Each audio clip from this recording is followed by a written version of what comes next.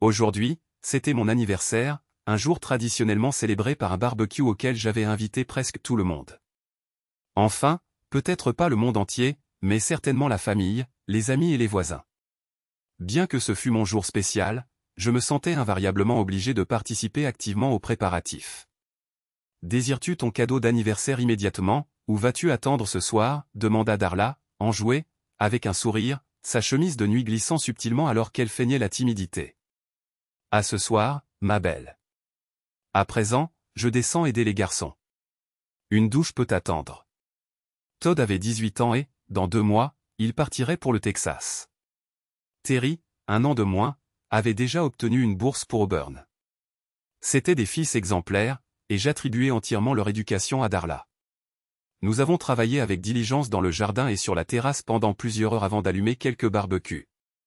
Todd a mis en marche les fumoirs, tandis que Terry a généreusement appliqué un assaisonnement sec sur toute la viande. Mince. À en juger par le déroulement impeccable des événements, j'aurais probablement pu me détendre et les laisser tout gérer indépendamment. Darla est apparue précisément au moment où nous terminions les préparatifs. 2 de ses sœurs sont arrivées pour l'aider avec les détails supplémentaires. Aujourd'hui, nous allions devoir nourrir une 50aine de personnes. C'est amusant de voir comment les amis se matérialisent invariablement quand de la nourriture gratuite est disponible. J'avais 40 ans, pourtant j'en ressentais 20. Le mois prochain, Darla et moi célébrerions notre 20e anniversaire de mariage. C'était un mariage heureux. L'intimité n'était pas aussi fervente qu'elle l'avait été les années précédentes, mais jusqu'à l'année dernière, elle restait merveilleuse. Puis, elle s'est apparemment dissipée au moment où Darla a commencé à travailler. L'appréhension d'un nid vide l'avait poussée hors de la maison. Nous n'avions pas besoin de revenus supplémentaires, mais elle aspirait à l'interaction sociale. Les garçons et moi sommes allés prendre une douche. J'avais une chemise neuve, réservée spécialement pour l'occasion, que ma mère avait livrée plus tôt dans la semaine. Darla a sagement insisté pour que je mette un tablier. Bientôt, nos invités ont commencé à arriver. Certains apportaient des plats, d'autres des cadeaux, et d'autres encore des boissons fraîches. Le temps était idyllique et la journée s'annonçait tout aussi agréable. Darla était magnifique et, comme toujours, était la parfaite hôtesse. L'année prochaine, elle aura 40 ans, mais elle pourrait facilement en faire 30. Elle avait conservé sa silhouette et son apparence. Je l'ai observée alors qu'elle se déplaçait avec grâce entre les tables, s'assurant que tout était en ordre. À la femme parfaite et à la mère parfaite, que pouvait désirer de plus un homme? Je ne connais pas son origine, et je ne l'ai certainement pas reconnu. Il était grand et vêtu d'une veste bleu foncé. Il s'est arrêté à la périphérie de la zone de fête, s'est penché et a dit quelque chose à l'un des voisins. Elle a fait un geste vers Darla. Il a exprimé sa gratitude et a commencé à marcher dans notre direction. Darla a remarqué son approche et a semblé légèrement décontenancée. « Darla Connors ?» Ma femme a acquiescé. Il lui a présenté une enveloppe qu'il avait sortie de la poche intérieure de sa veste. « Darla Connors, vous êtes assignée. » C'était tout. Il s'est retourné et est parti aussi silencieusement qu'il était arrivé. Naturellement, à ce moment-là, tous les invités de la fête observaient déjà. Darla est restée immobile. Son visage ne trahissait aucune émotion. Elle m'a jeté un coup d'œil, puis s'est lentement retournée et est rentrée dans la maison. J'étais complètement déconcerté.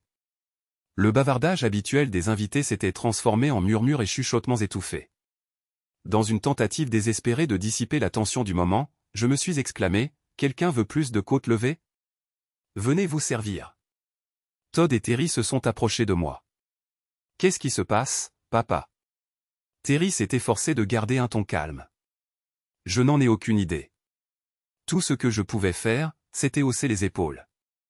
Todd a commencé à se diriger vers la maison, mais je l'ai retenu. « Pourquoi n'allez-vous pas voir si nous avons besoin de plus de bière ou de boisson ?» Lorsque la conversation dans le jardin a commencé à revenir à la normale, je me suis senti légèrement soulagé. 10 minutes plus tard, j'ai décidé qu'il était temps de parler à ma femme. Mais hélas, papa, maman s'en va dans la Mustang.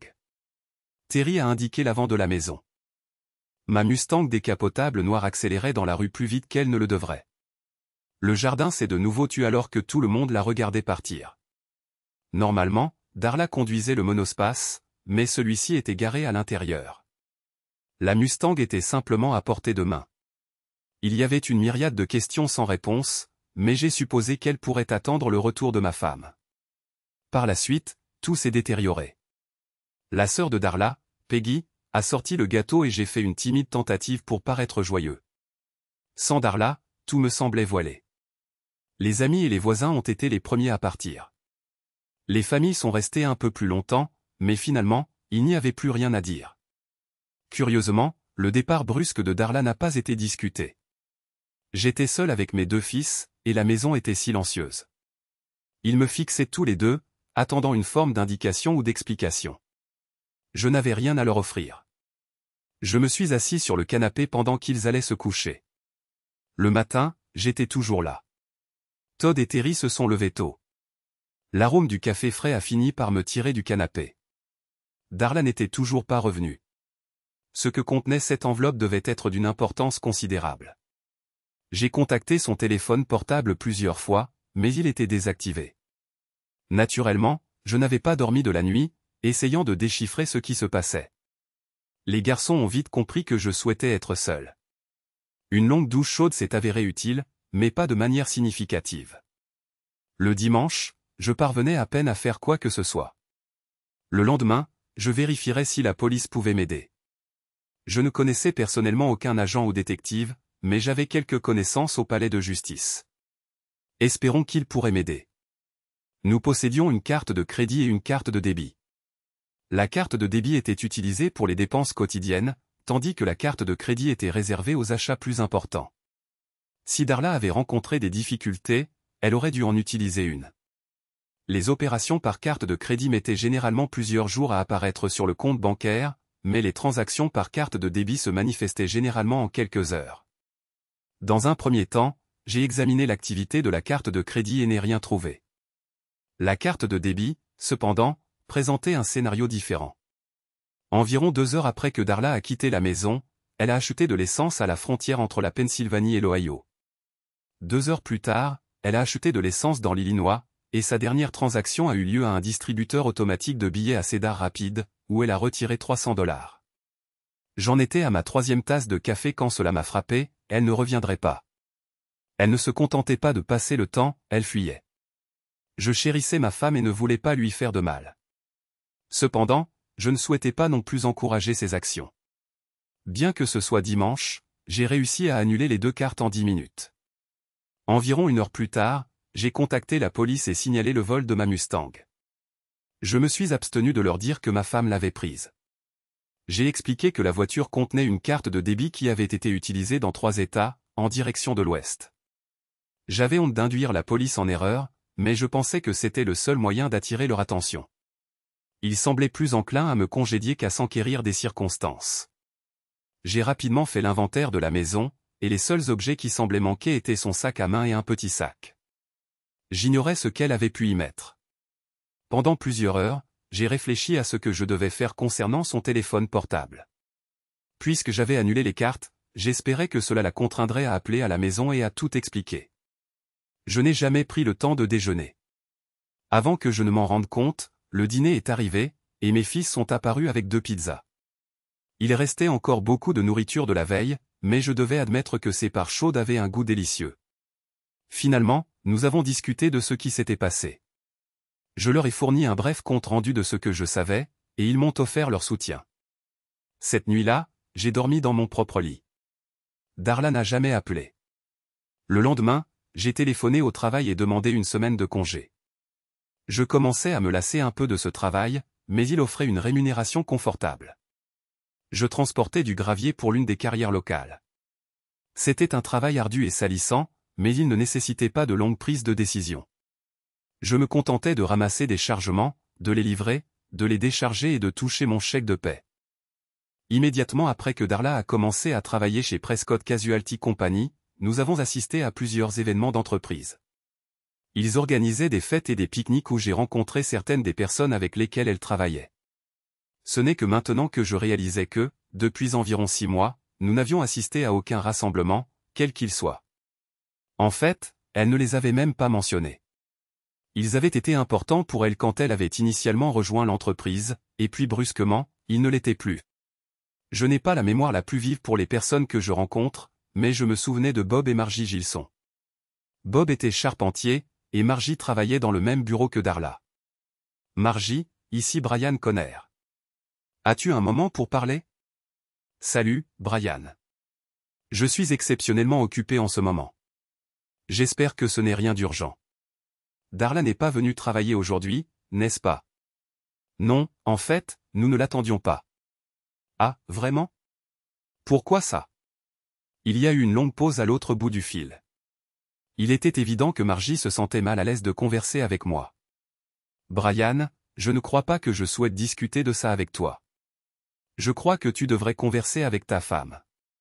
Je serais ravi de le faire, mais je n'ai aucune idée de où elle se trouve. Une autre pause prolongée a suivi. Brian, je suis vraiment désolé, mais j'ai une quantité considérable de travail à accomplir. Je dois y aller.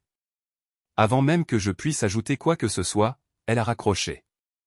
Soudain, j'ai eu la sensation que quelque chose se tramait, quelque chose que Darla ne voulait pas que je sache.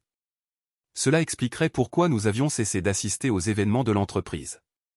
Elle craignait que quelqu'un ne dise ou ne fasse quelque chose par inadvertance qui la démasquerait ou me ferait soupçonner qu'elle était impliquée dans une forme quelconque de malversation. J'ai attrapé une bière fraîche et je me suis aventuré sur le porche pour réfléchir. Au cours des derniers mois, j'avais remarqué quelques incidents, mais je ne leur avais pas accordé beaucoup d'attention. Darla avait commencé à faire des heures supplémentaires certains soirs de la semaine. Pas suffisamment pour tirer la sonnette d'alarme, mais c'était devenu une routine. Elle avait cessé de parler de travail une fois à la maison, et nous avions évité de fréquenter qui que ce soit de l'entreprise. En revanche, elle n'avait pas modifié son apparence ni sa façon de s'habiller. Elle n'avait pas acquis de nouveaux vêtements ni de lingerie élaborée. Il n'y avait pas eu d'appel téléphonique suspect ni de courriel dont je pouvais me souvenir. Je faisais confiance à ma femme. Elle ne s'était pas transformée en mégère à la maison, et elle ne m'avait pas non plus refusé l'intimité. Néanmoins, il était temps de passer quelques coups de téléphone supplémentaires. Donald Curry était une vieille connaissance du lycée qui était employée au palais de justice. Je n'étais pas tout à fait certain de ses fonctions spécifiques, mais je savais qu'elles étaient liées à l'informatique. Je lui ai expliqué la situation et j'ai pris rendez-vous avec lui à sa sortie du travail. Avant de quitter la maison, j'ai contacté une entreprise de construction et j'ai découvert que Bob Gilson travaillait sur un projet de lotissement à proximité. J'avais l'intention d'aller le voir immédiatement après le déjeuner. À mon arrivée, l'équipe était en pause déjeuner. Bob a souri et s'est approché de mon camion. Il semblait beaucoup plus abordable que Margie. Brian, ça fait plaisir de te voir. Je suppose que tu veux parler de Darla. Bob, j'ai parlé à Margie ce matin, et elle a refusé de me dire ce qui se passe. Tu dois être franc avec moi, d'homme à homme. Pas de mensonge. J'avais beaucoup d'estime pour Bob parce qu'il était aussi terre à accent grave terre que moi. Cependant, s'il avait essayé de me tromper, j'aurais été furieux. Brian, je ne tiens généralement pas compte de Margie quand elle commence à potiner sur le travail. Mais voici ce que je sais. Darla a une liaison au bureau avec un homme marié depuis environ 6 mois. Ils ont essayé de rester discrets, mais c'est rapidement devenu de notoriété publique. Margie a cessé de communiquer avec Darla en découvrant cela, tout comme de nombreuses autres femmes. Votre présence aux événements de l'entreprise nous a manqué, mais nous avons supposé que Darla vous tenait volontairement à l'écart. C'est tout ce que je sais. Connais-tu l'identité de cet homme? Non, je n'y prête pas autant d'attention que je le devrais. Je peux la découvrir. Ne t'en fais pas, Bob. Je vais m'en occuper. Cela résumait essentiellement la situation pour moi. Il n'y avait pas d'ambiguïté. Je n'étais qu'un mari naïf qui ne se rendait pas compte de ce qui se passait sous son propre toit. 10 minutes plus tard, j'ai résilié son abonnement de téléphone cellulaire. Maintenant, elle ne pouvait plus appeler à la maison. J'étais déjà en route quand mon téléphone cellulaire a sonné. La police de Cedar Rapids avait localisé la Mustang garée sur le parking de la gare routière. Elle avait été remorquée à la fourrière, et je pouvais la récupérer à tout moment pour $300. Je me suis arrêté au commissariat de police, et ils m'ont fourni une copie du rapport. La seule conclusion que je pouvais en tirer était que Darla avait abandonné la voiture et pris un autobus. Je n'avais aucun moyen de connaître sa destination, mais je supposais que ce pourrait être Westerly. Je ne savais même pas qu'elle avait des connaissances dans cette localité. Je me suis rendu à la banque, j'ai clôturé tous les comptes joints et j'en ai ouvert de nouveaux uniquement à mon nom. J'ai modifié les désignations de bénéficiaires sur mes polices d'assurance au profit des garçons. J'avais consommé une quantité considérable d'alcool avant l'arrivée de Donald. Brian, il y a eu une procédure de divorce aujourd'hui, et Darla a été convoquée pour témoigner. Bien sûr, elle ne s'est pas présentée. Marcia Ridgway divorçait de son mari, Kelsey, pour cause d'adultère. Madame Ridgway souhaitait que Darla témoigne qu'elle était la femme avec laquelle son mari avait commis l'adultère. Donc, le divorce ne pouvait pas se poursuivre sans le témoignage de Darla. Non, tout s'est déroulé comme prévu. Apparemment, Madame Ridgway possédait des photos, des vidéos et des enregistrements téléphoniques pour étayer sa demande. Elle n'avait pas réellement besoin de l'aveu de Darla. Je crois qu'elle l'a convoqué uniquement pour l'humilier. Il semble que cela ait été efficace. Quelle est la situation de Darla maintenant? Plus personne ne s'en soucie. Il n'y a rien de nouveau qu'elle puisse apporter. Et c'est sans importance. Kelsey Ridgway a plus ou moins tout concédé. Après que l'avocat de sa femme a présenté toutes les preuves, le juge a prononcé le divorce immédiatement. Il deviendra définitif dans 6 mois. Il va devoir verser une pension alimentaire conséquente à sa femme et à ses enfants. Il a des enfants? 3. Tous ont moins de 10 ans. Il va payer cette erreur pendant un bon bout de temps. Donald et moi avons encore conversé brièvement. Je l'ai remercié pour son aide et j'ai commandé un café au barman. J'avais bu un peu plus que de raison, mais je suis tout de même parvenu à rentrer chez moi sans me tuer, ni tuer personne d'autre. Compte tenu des circonstances, c'était un pari risqué. J'ai emballé 6 côtes levées dans du papier aluminium et je les ai mises au four. Pendant que je prenais une douche, Todd et Terry sont rentrés et se sont directement jetés sur le porc. Todd était aux anges à propos de toute l'histoire de la Mustang. Après 20 minutes de discussion, j'ai fini par accepter de laisser les 2 garçons prendre le bus jusqu'à Cedar Rapids et ramener la voiture à la maison. Je leur ai donné $600 pour couvrir les frais. Terry a tapé une note sur l'ordinateur dans laquelle je leur accordais la permission de récupérer la voiture et de la ramener. Il semblait savoir ce qu'il faisait, alors je n'ai rien dit et j'ai signé. Le lendemain matin, nous avons tous pris le petit déjeuner chez IHOP, et je les ai déposés à la gare routière. J'ai légèrement souri en les voyant monter à bord. Ils n'avaient aucune idée de ce que 2 jours dans un Greyhound impliquerait. Ça allait être une leçon de vie précieuse. J'ai contacté la police de Cedar Rapids pour qu'ils les attendent. Ils m'ont assuré qu'il n'y aurait pas de complications. Il y avait une autre affaire que je devais régler. Il ne m'a pas fallu longtemps pour trouver le bureau de Kelsey Ridgway. Dès qu'elle m'a vu, Margie a tendu la main vers le téléphone, mais il était déjà trop tard. Je ne me suis pas soucié des présentations. J'ai simplement commencé à le rouer de coups sur la tête et les épaules. Il a fait quelques tentatives maladroites pour se défendre, mais a finalement fini étalé sur son bureau, par terre. Je lui ai donné plusieurs coups de pied à l'aine avant que le personnel de sécurité ne me maîtrise. Il était couvert de sang et je me suis senti beaucoup mieux après. Les événements se sont précipités. Avant que je ne m'en rende compte, j'étais au poste de police, devant un jugé en route pour la prison du comté. Il n'y a pas eu de procès, juste le juge et moi. J'ai écopé de 60 jours, et ça m'était égal. Dès que possible, j'ai contacté les garçons pour les informer de la situation. J'aurais juré avoir entendu Terry rire au téléphone. La maison pouvait rester inoccupée pendant quelques jours. Bon, ce n'était pas tout à fait comme ce qu'on voit à la télévision. Je veux dire, ce n'était pas une expérience idyllique. Mais je n'ai jamais eu l'impression que ma vie était en danger ou que j'étais sur le point de me faire agresser à tout moment. Pour l'essentiel, c'était juste une cohorte de vieux hommes désagréables qui manquaient de compétences sociales et une collection de jeunes idiots. Les jeunes et les vieux hommes interagissaient rarement. Il n'y avait aucune possibilité d'avoir une cellule pour moi tout seul. Je me suis retrouvé dans la même cellule avec un mastodonte de 150 kilos nommé Joko, qui avait agressé sa femme quand il l'avait découverte au lit avec son frère. Je n'ai jamais su ce qui s'était passé avec le frère. Joko et moi, on s'est très bien entendus. Naturellement, j'ai pris le lit du haut. La nourriture à la cafétéria était plus lourde que je ne l'aurais souhaité, et Joko était plus qu'heureux de manger tout ce que je refusais. Mis à part le fait qu'il pétait plus fréquemment que n'importe quel autre homme de l'État, il était le colocataire idéal. 3 jours plus tard, Terry et Todd sont venus me rendre visite. Leur voyage pour récupérer la voiture avait été un succès, mais ils n'avaient aucune intention d'entreprendre d'autres voyages en bus dans un avenir proche. Ils n'avaient aucune information concernant Kelsey ou leur mère.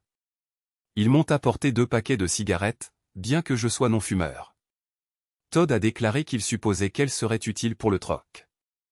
Il avait regardé trop de films. Joko, cependant, était ravi quand je les lui ai offertes. Il a déclaré qu'il avait besoin de fumer pour maintenir son poids.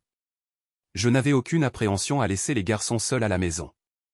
Todd est parti à l'école une semaine avant ma libération de prison. Il a pris le monospace, laissant la Jeep à Terry. Terry et moi avons célébré mon retour à la maison en dînant chez Red Lobster. Il était ravi de commencer sa dernière année de lycée. Malheureusement, il allait devoir la vivre sans moi. J'avais d'autres projets. Margie a eu du mal à en croire ses yeux quand je suis passé devant son bureau le lendemain matin. Je lui ai fait un clin d'œil et je suis allé directement dans le bureau de Kelsey une fois de plus. 3 heures plus tard, j'étais de retour dans le bus pour la prison du comté, cette fois pour 6 mois. Terry a trouvé ça hilarant et a immédiatement contacté son frère à College Station. Joko m'a accueilli à bras ouverts. Cette fois, j'ai géré Kelsey avec plus d'efficacité. Je soupçonne même d'avoir fracturé quelque chose. Bien sûr, je n'ai jamais eu de nouvelles, donc je ne peux pas en être certain. J'ai été licencié. Une révélation de taille. Heureusement, j'avais suffisamment d'argent de côté pour couvrir la maison et les dépenses courantes. Terry a géré tout cela sans difficulté. Hormis Terry, le reste de ma famille me rendait visite régulièrement. Terry s'assurait que Joko ait toujours des cigarettes. Les 2 sœurs de Darla sont venues me présenter leurs condoléances. Ni elle ni personne d'autre dans la famille n'avait reçu de nouvelles de Darla. En fait, nous avons même célébré Thanksgiving et Noël en famille en prison. Il me restait encore un mois à tirer quand j'ai perdu Joko. Enfin, pas précisément perdu. Il a été libéré avant moi. Sa femme et son frère avaient déménagé en Floride, et ils ne savaient pas ce qu'il allait faire. Terry a pensé que ce serait formidable que Joko vive avec nous jusqu'à ce qu'il se remette sur pied. Il lui a même proposé un poste dans l'entreprise d'élagage d'arbres. Mais Joko a décidé de déménager dans le sud, là où il faisait plus chaud, je crois en Floride. La nuit précédant le départ de Joko, Kelsey Ridgway a été découvert dans une ruelle du centre-ville, roué de coups. Il a dit à la police qu'il avait été agressé par un singe. J'ai trouvé ça amusant car j'avais un alibi en béton.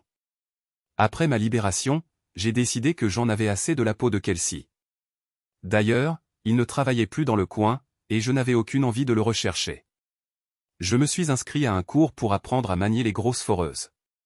Ce n'était pas tellement plus difficile que les camions à benne auxquels j'étais déjà habitué. J'ai dû attendre quelques mois avant que Terry ne parte pour Auburn. Alors, j'ai mis ce temps à profit pour rénover la maison. Je voulais la vendre, mais elle était au nom de Darla et au mien, et je ne voulais pas d'ennuis supplémentaires. Personne n'avait reçu de nouvelles de Darla depuis sa disparition. Terry a emmené la Mustang avec lui en Alabama parce que ça attirait les filles. J'ai trouvé un couple prêt à acheter la maison malgré un litige potentiel. Je n'étais pas certain de l'importance de ça, mais ils ont obtenu une réduction substantielle sur le prix. Leur avocat leur a assuré que la signature de Darla n'était pas obligatoire, et je n'avais aucune intention de contester ça. Je voulais juste que ça se fasse proprement et sans ambiguïté. J'ai utilisé la compte pour acheter une foreuse avec cabine couchette. Avant que je ne m'en rende compte, je me suis retrouvé de nouveau sur la route, un homme libre. Je n'ai jamais pris la peine d'entamer une procédure de divorce avec Darla, car je n'en voyais pas la nécessité. Je n'avais aucune envie de me remarier. Apparemment, Darla n'avait pas non plus l'intention de divorcer de moi, car je n'ai jamais reçu de documents juridiques inattendus par la poste. Je n'ai eu aucune difficulté à trouver du travail. N'étant pas sous pression financière, je pouvais me permettre d'être sélectif dans ma recherche. Il ne m'a pas fallu longtemps pour maîtriser les subtilités de mon nouveau métier, et j'appréciais sincèrement ma nouvelle existence. Les événements ont pris une tournure intéressante alors que je transportais une cargaison de machines agricoles dans le Dakota du Sud. C'était en juin, donc la météo ne posait aucun problème. Après avoir livré le chargement, je roulais vers le sud, à environ 8 km de l'autoroute 90, quand je me suis arrêté dans un dîner appelé Belly Up. J'ai simplement demandé à la serveuse de m'apporter la spécialité de la maison et du café. 3 grands écrans de télévision diffusaient 3 programmes différents, dont aucun ne semblait retenir l'attention de qui que ce soit. Celui qui était le plus près de moi diffusait principalement des publicités politiques, et l'une d'elles a particulièrement attiré mon attention. John Hemingway faisait campagne pour un siège à la Chambre des représentants des États-Unis. Il avait une apparence agréable et semblait être un orateur éloquent. À ses côtés, impeccablement vêtu dans un style rappelant Jackie Kennedy, avec un large sourire aux lèvres, se tenait sa nouvelle épouse, Darla. Darla. Ma rêverie a été interrompue par l'arrivée de l'assiette de hachis la plus volumineuse que j'ai jamais vue. Voilà, beau gosse. Puis-je vous apporter autre chose? Qui est cette femme à côté du beau parleur? La serveuse, Betsy, a émis un petit rire étouffé. C'est le nouveau bibelot d'Hemingway. Il avait besoin d'une femme pour se présenter aux élections. La rumeur dit qu'il n'est pas hétéro, si vous voyez ce que je veux dire. J'ai commencé à appliquer généreusement de la sauce tabasco sur le monticule de hachis. Elle a l'air un peu trop mûre pour être un bibelot. Je suppose qu'on ne peut pas être trop difficile quand on est pressé. N'empêche, elle est jolie, et je crois que les femmes plus âgées font de meilleures amantes de toute façon, vous ne trouvez pas? Darla paraissait vraiment radieuse. Ses cheveux blonds avaient été transformés en un châtain foncé et coiffés d'une manière qui suggérait un salon haut de gamme. Son maquillage était impeccable, et l'ensemble qu'elle portait lui allait à merveille. Ce n'était pas précisément une robe, mais plutôt un tailleur sur mesure. J'ai détourné le regard de l'écran de télévision et j'ai remarqué que la serveuse avait repris son service. Le hachis était exceptionnellement savoureux, et il était facile de comprendre pourquoi le parking était bondé. Mon gobelet de café fut rempli 2 fois avant que je ne repousse mon assiette. La tarte avait l'air alléchante, mais je n'avais plus aucune capacité. Betsy débarrassa mon assiette vide et posa l'addition devant moi. A-t-il des chances de gagner l'élection? Il est soutenu par d'importants fonds provenant de personnalités influentes de Sioux Falls. Aucun membre de la population locale ne souhaite avoir une quelconque association avec lui. Mais nous n'avons ni les voix ni les ressources financières nécessaires pour le contrecarrer.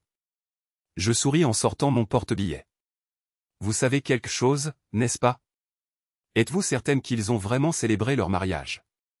Oui, ils l'ont fait en direct à la télévision, comme s'il s'agissait d'une émission de télé-réalité ou quelque chose comme ça. Mais pas de lune de miel. Ils ont déclaré qu'ils la reporteraient jusqu'à ce qu'il prenne ses fonctions. Je souriais en déposant un billet de $10 sur le comptoir. Monsieur, vous feriez bien de me permettre de vous dire quelque chose avant votre départ. Je ne cherche pas la confrontation, et je ne me mêle pas des affaires qui ne me regardent pas. Cependant, j'aimerais vous demander un service. Quel genre de service? Cela vous dérangerait-il si je dormais quelques heures ici, sur le parking, avant de reprendre mon voyage sur la route? Pas de problème. Mais méfiez-vous de ces femmes adultères sans scrupules. Elles fréquentent cet endroit de temps en temps. De sales, immondes ridelles. J'acquiesçai en signe de compréhension et sortis de l'établissement. Betsy observa depuis la fenêtre alors que je montais dans mon camion. Je venais à peine de commencer à savourer un sommeil bien mérité lorsqu'un son percussif retentit sur la porte. Pendant un bref instant, je l'ignorais, mais il persista. Allez-vous-en. J'ai la permission de me garer ici pour quelques heures.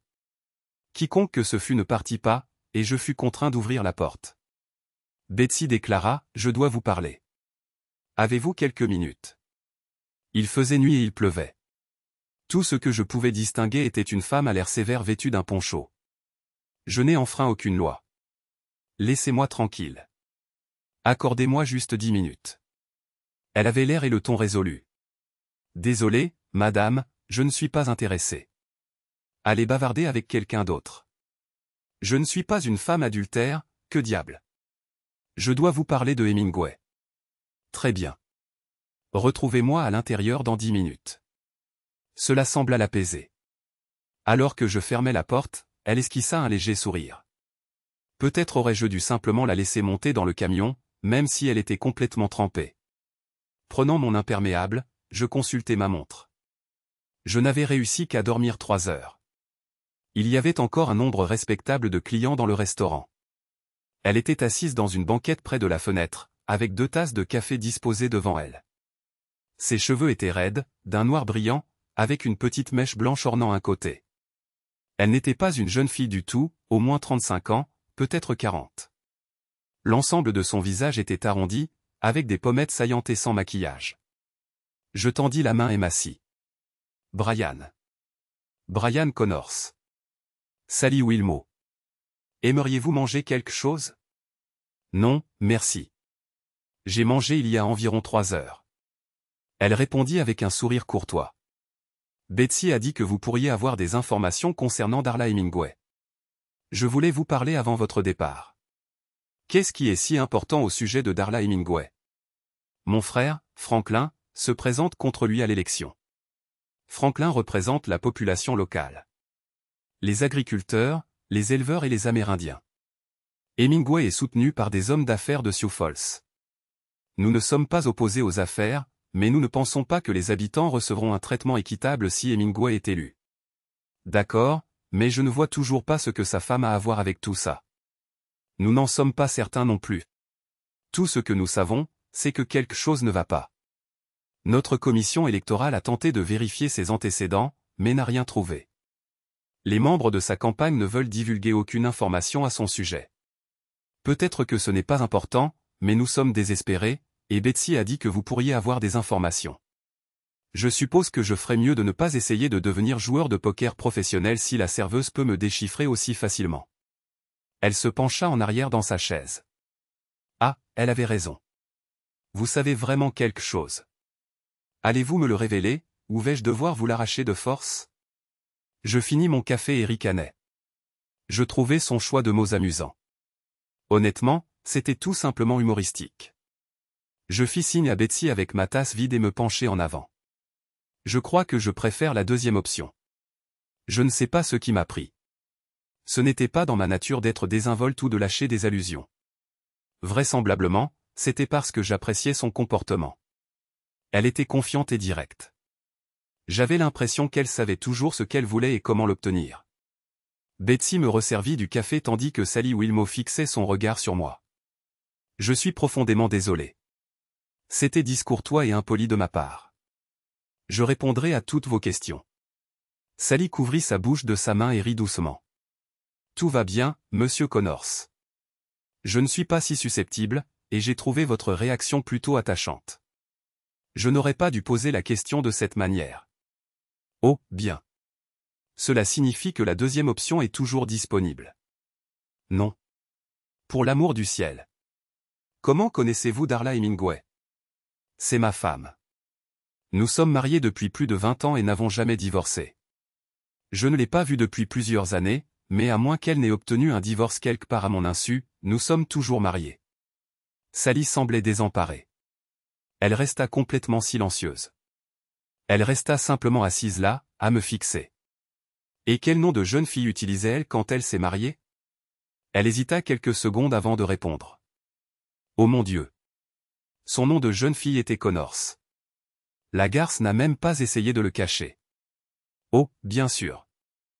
Betsy accourut, et tous les regards de l'établissement se tournèrent vers nous. J'étais quelque peu embarrassé par toute cette attention, mais Sally semblait ravie. Sally se leva d'un bond et embrassa Betsy directement sur les lèvres.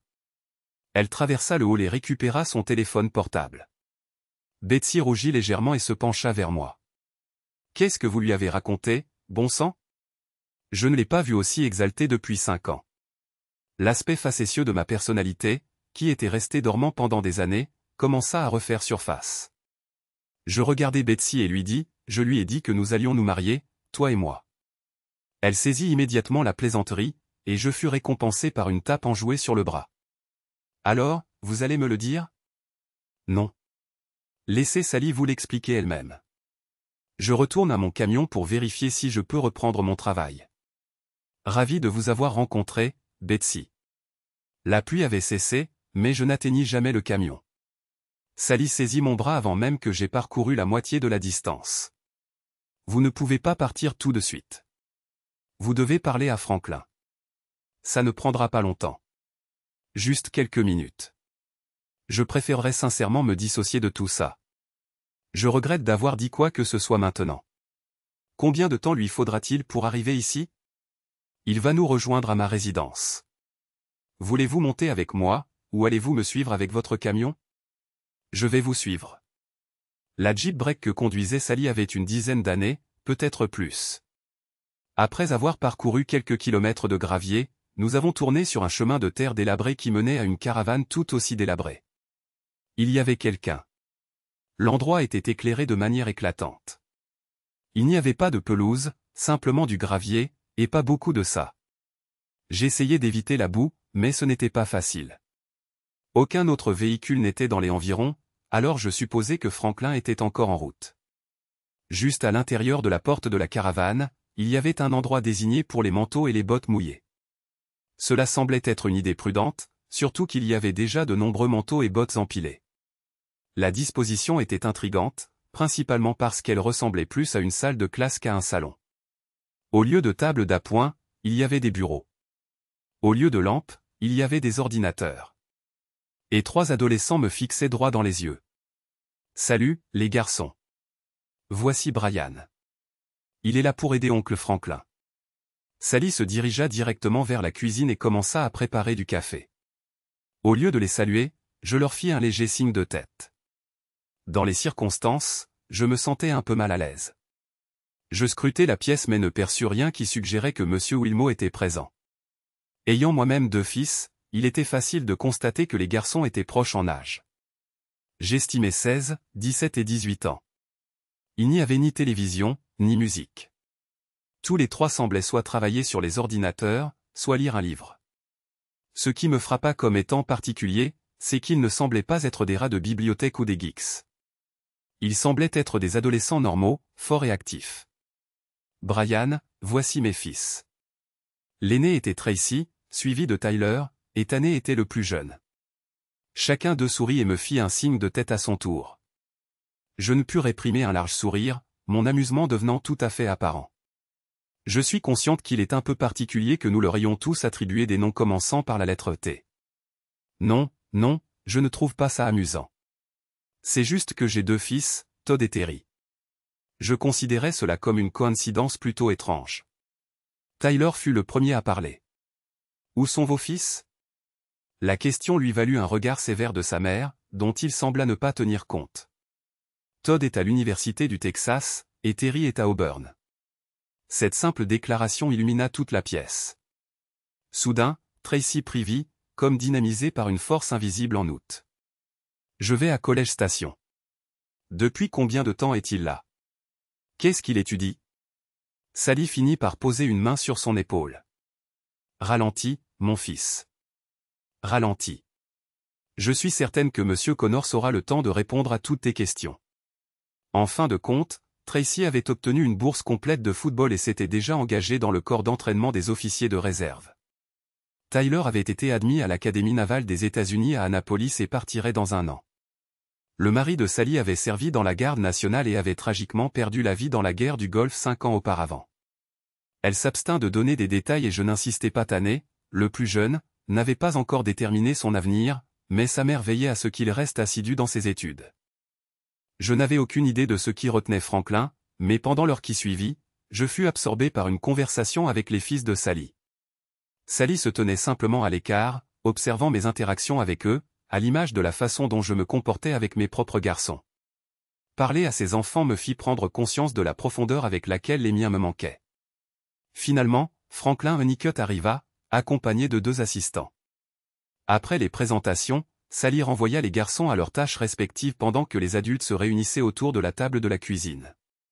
Manifestement, ils nourrissaient certaines réserves quant à mon statut de mari de Darla, mais ce n'était pas d'une importance suffisante pour que je conteste. Alors que je me préparais à partir, j'exprimai ma gratitude à Sally pour le café et dis aux garçons que j'avais été ravi de les rencontrer. Sally resta silencieuse. Pour l'amour du ciel, Brian, asseyez-vous. Sally prit le contrôle de la conversation comme si elle briguait elle-même la présidence. Brian, possédez-vous un certificat de mariage, ou un document de ce genre, pour justifier votre union conjugale avec Darla Hemingway? Il me fallut à peine quelques secondes pour extraire une photo de mariage de mon portefeuille. Elle était plus âgée maintenant, et sa coiffure était différente, mais c'était indéniablement Darla. Je jetai un coup d'œil à l'un des assistants de Franklin, qui avait un ordinateur portable devant lui. Accédez aux archives du comté de Berks, en Pennsylvanie. Vous devriez pouvoir retrouver les actes de mariage des années 1960 à 1990. Cherchez simplement mon nom, Brad Brian William Connors. Sally m'apporta une tasse de café fraîchement infusé et esquissa un léger sourire. Elle sembla satisfaite que je ne sois pas parti. 17 août 1979. À ce moment-là, Franklin parut un peu plus satisfait lorsque j'acquiesçais et sirotais le café frais. Bonne chance pour découvrir un quelconque enregistrement de divorce. Autant que je sache, et que d'autres le sachent, je suis toujours marié. N'hésitez pas à enquêter à votre guise. Cela ne me fait aucune différence. La conversation devint un peu superflue et plutôt fastidieuse. Cette fois, personne ne tenta de me retenir. Vous opposeriez-vous à ce que je dorme un peu avant de partir? Pas du tout. Sally me raccompagna jusqu'à la porte. Je jetai un coup d'œil en arrière pour dire au revoir à Franklin et à son entourage, mais ils étaient trop absorbés par les activités des politiciens. Les garçons soit me saluèrent de la main, soit acquiescèrent pendant que je partais. 1 heure plus tard, j'entendis Franklin et son groupe partir. J'imaginais que je pourrais enfin me reposer quand on frappa à nouveau à la porte. Sally monta dans la cabine, vêtue d'une chemise de nuit en flanelle. Elle porta un doigt à ses lèvres, me signalant de garder le silence. Nous étions suffisamment éloignés de la maison pour que les garçons n'entendent rien, mais je crois qu'elle souhaitait simplement éviter de parler. Elle passa au moins 1 heure avec moi dans la cabine couchette. Ce fut passionné et affectueux, quoique un peu maladroit. La cabine d'une foreuse est adaptée pour dormir, mais à peu près à rien d'autre. Je me suis acquitté de mon mieux compte tenu des circonstances. Elle partit aussi silencieusement qu'elle était arrivée. Pas un seul mot ne fut échangé. Le soleil était déjà levé lorsque la porte claqua une fois de plus. C'était Anné, me faisant signe d'entrer pour le petit déjeuner. Heureusement, les garçons et les hommes partagent les mêmes préférences culinaires, et Sally avait l'expertise nécessaire pour le préparer à la perfection. J'ai passé 1 heure de plus à converser avec les enfants et je me suis senti tout à fait à l'aise. Assez à l'aise pour demander à Sally si je pouvais prendre une douche chaude avant de partir. 1 heure plus tard, j'étais enfin de retour sur la route, mais pas pour longtemps. Le shérif local m'intercepta avant que je n'atteigne l'autoroute. Apparemment, M. Hannicut souhaitait toujours s'entretenir avec moi. Je fus contraint de suivre la voiture de patrouille jusqu'au Belly Up *, où Franklin m'attendait. Il terminait son petit déjeuner et m'invita à le rejoindre. Betsy m'apporta une tasse de café et, saisissant l'occasion, me fit un clin d'œil. Elle devait être une confidente plus proche de Sally que je ne l'avais supposé auparavant. Il semblait que les avocats de Franklin souhaitaient que je reste. Je tentai d'utiliser le vieil adage le temps, c'est de l'argent pour le dissuader, mais il se contenta de rire et continua à prendre son repas. Il aurait été excessivement simple de tout accepter et de simplement prendre la poudre d'escampette, mais j'avais décidé qu'il se pouvait que je souhaite rester quelques jours de plus, surtout après les événements de la nuit précédente. La société prendrait en charge les frais d'une chambre de motel et les repas, mais leur générosité ne s'étendait pas au-delà. C'était le moment opportun pour laver du linge et régler les factures et les affaires bancaires en suspens. La fiabilité du Wi-Fi était excellente. J'ai expédié quelques courriels aux garçons et réglé toutes les factures. J'étais en train de sortir la 2e tournée du sèche-linge quand Sally est entrée. Je crois que je n'avais jamais vu une femme plus rayonnante en jean. Elle avait 3 enfants et une silhouette à couper le souffle. Sa chemise Oxford bleue n'était pas rentrée, mais resserrée à la taille par une ceinture argentée. Sa peau dégageait un éclat naturel. C'était une femme exceptionnellement séduisante. « Qu'est-ce que tu fais ici, Brian ?»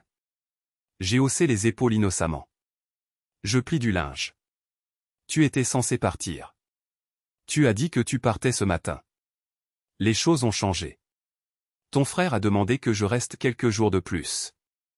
Je suis venu te voir hier soir uniquement parce que je croyais que tu serais parti aujourd'hui. Après ça, je ne peux pas t'avoir ici. Elle avait du mal à articuler ses pensées. Il semblait qu'elle n'avait rien prévu au-delà d'une aventure d'un soir et qu'elle ne savait pas comment gérer la situation. Sa confusion m'amusait, et j'ai saisi cette opportunité pour m'amuser un peu. Après ma discussion du matin avec Franklin. J'envisage sérieusement d'acheter une maison et de m'installer ici définitivement. Maintenant, je reconnais le mensonge quand je le perçois. Que se passe-t-il réellement? J'ai fait asseoir Sally sur le banc à côté des sèche-linges. Ton frère a insisté pour que je reste quelques jours de plus pendant qu'ils élaborent une stratégie pour cibler Hemingway. Je promets de garder mes distances avec toi et les garçons jusqu'à ce qu'il en ait fini. Je ne voulais pas te mettre mal à l'aise ni faire quoi que ce soit qui te dérange.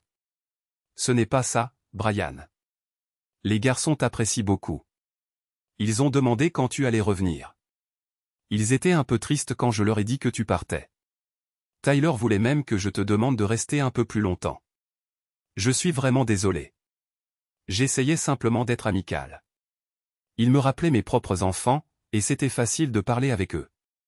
Je n'avais pas l'intention de te causer des difficultés. Bien sûr, je ne t'ai pas facilité la tâche quand je suis apparu à ton camion hier soir.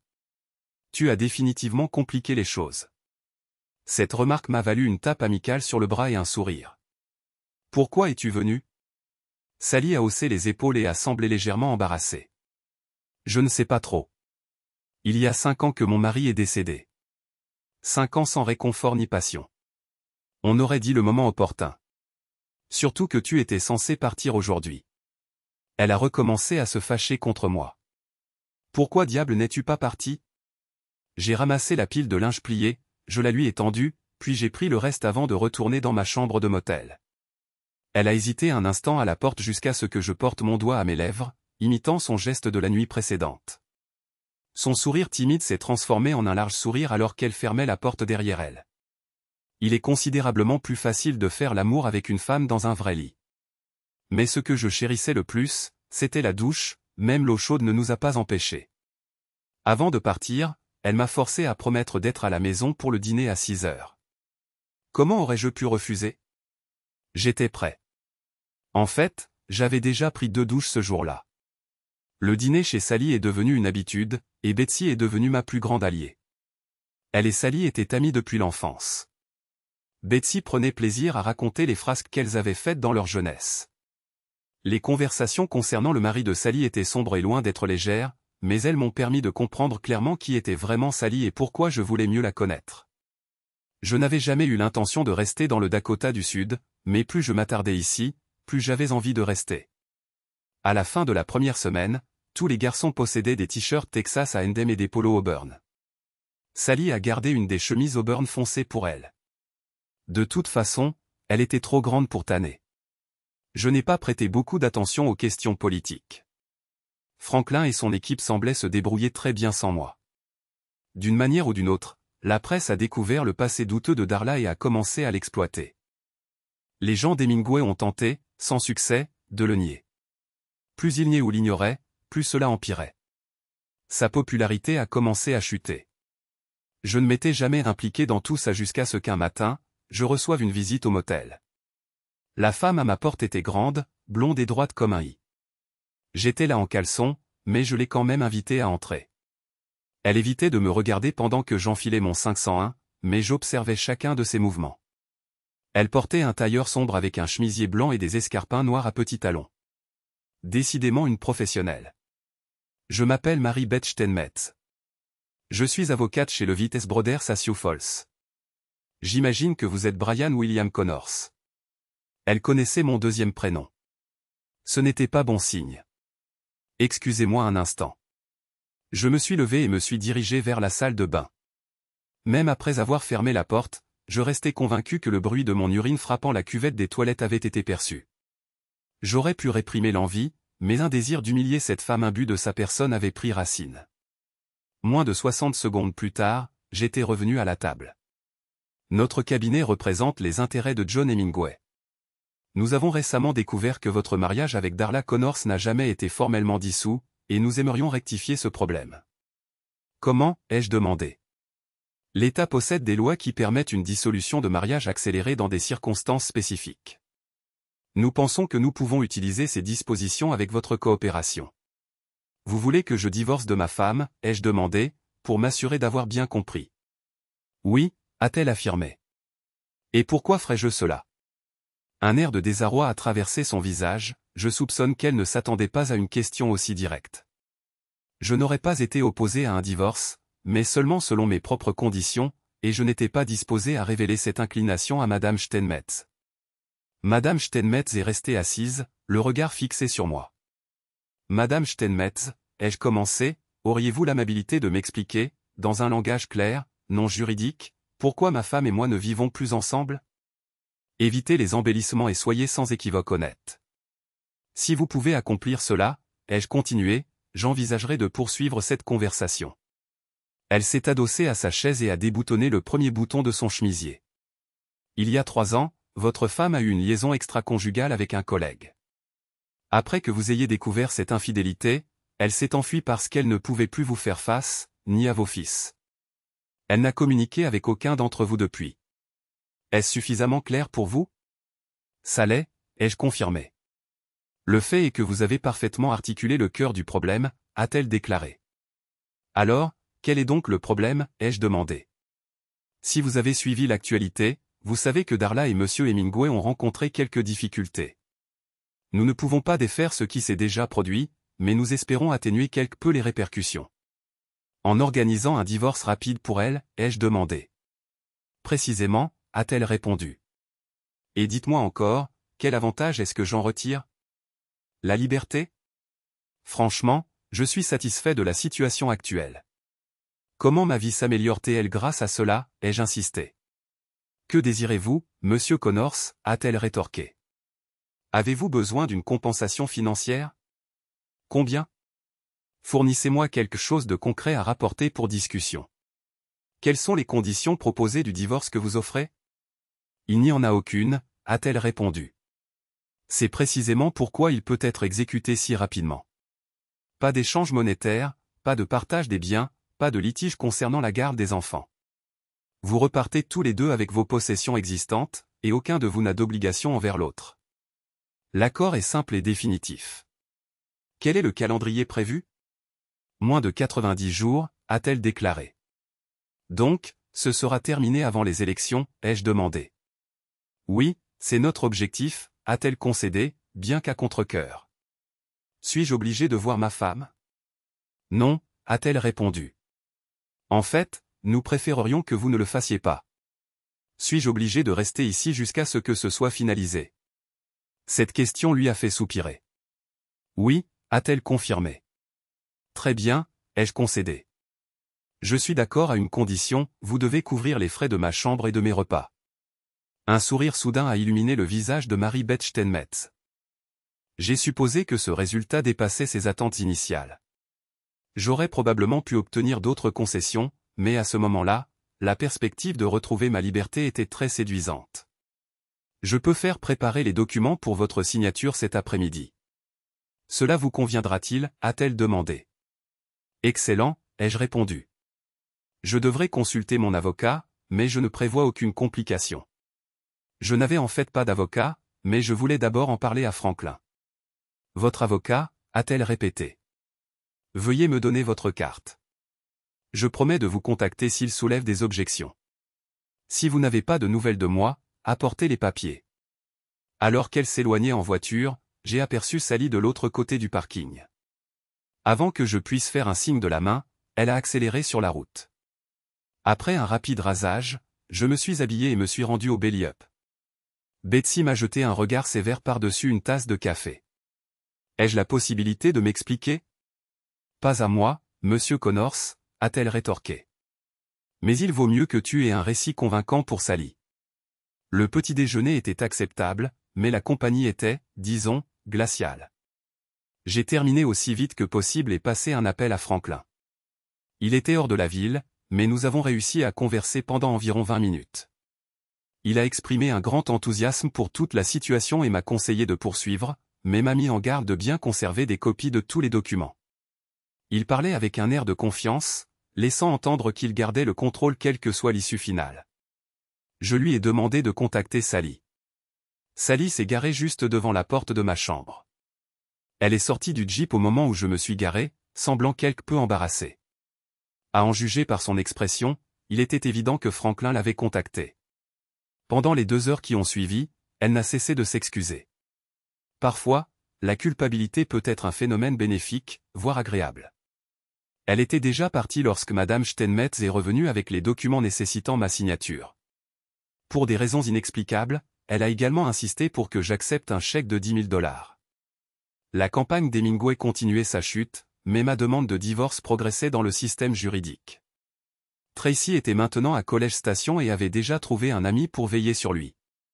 J'ai été officiellement divorcé juste avant les élections. Franklin a remporté la victoire et s'est engagé à me dédommager pour mon aide. J'ai stipulé que je n'accepterais cela que s'il m'offrait sa sœur.